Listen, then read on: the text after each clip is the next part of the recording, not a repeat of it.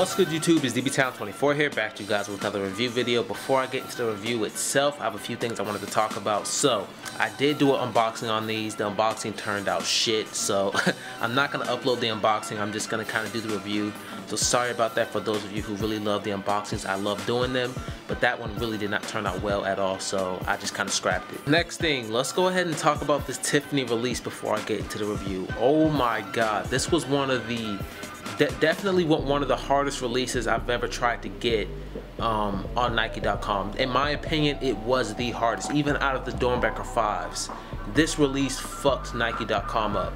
I wasn't able to check out until about 9:30 or some shit like that. It took me over an hour just to finally check this shoe out. I don't know if anyone else was having trouble checking this shoe out, but oh my god, like I got it in my cart at 8:07, and from 8:07 to like 9:30, Nike was taking it out of my cart and putting it back in my cart. Nike was freezing, it was crashing, it was going through hell. So I'm just glad I finally got the shoe. So without further ado, let's get into the review portion. One thing I will say is the box is actually different from the Nike SB Gear, the horse box, or Chinese New Year's. So here's the box that came with the Tiffany Dunk Highs. Kind of had that split effect going on there. The white Nike goes into that Tiffany or aqua color, whatever you want to call that.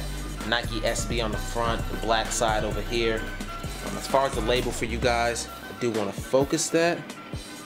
You have Nike Dunk High Premium SB, aqua, chrome, and black. Suggested retail was $108. And once again, hopefully you guys can see, you have Nike Dunk High Premium.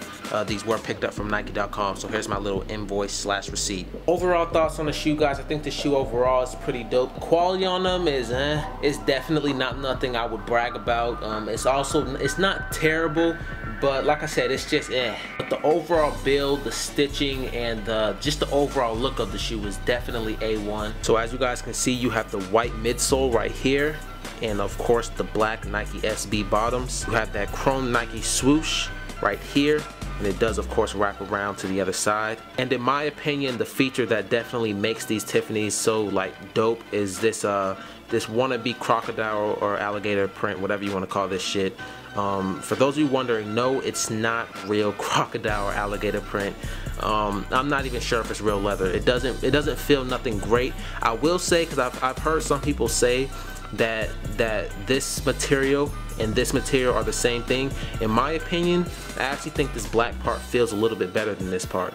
So that's just my opinion. Let me know what you guys think in the comments below. The overall shoe basically just has a gray stitching going all around it, so you guys can see like the hints of that gray. Just because it accents the swoosh really nicely, that gray and that chrome swoosh, it pops. The pull tab on the back has that same texture, that little crocodile skin texture going on the pull tab. Just the overall pretty dope shoe. Like I said, quality wise, it's really nothing to brag about.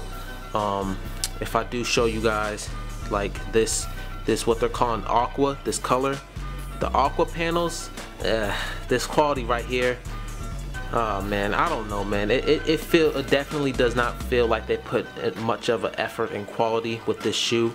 But like I said, I definitely feel like this black material is better than this material. Just like all SBs, you have the black rope laces and the Nike SB on the tongue with the diamond. Insole, you have a black insole, Nike Air, and it also says Zoom Air. Hopefully you guys can see that.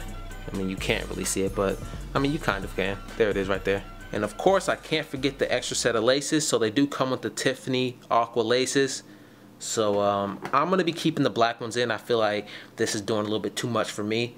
I feel like the ladies will probably like more of this in their shoes, but I'm gonna stick with the black. I feel like that's a little bit too much Tiffany for me. Well guys, that's the overall review. Let me know what you guys think about the shoes in the comments below. Also let me know if you guys were able to pick them up. If you were, how was your experience on Nike.com or maybe CCS? I heard they did release on there. Just let me know your overall experience with trying to cop this shoe, because like I said, it was a bitch, and in my opinion, I'm just really lucky I was able to get it. And I guess let's roll that on foot, guys. It's DBTown24 here, and what are you doing, guys? Click that like button. Peace. And before we get into the on foot, guys, I do want to say, and it's crazy because Zaya X already had told me this, and I didn't want to believe him, but you know, he's 100% right about this.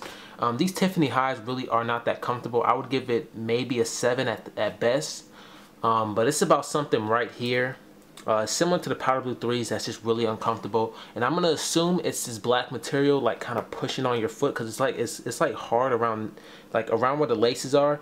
It's like really hard around here. So I'm assuming it's this right here that's making it uncomfortable. But yeah, on foot, yeah, I mean they're kind of uncomfortable. They're dope, but uncomfortable. Anyways though, let's get to the on foot guy.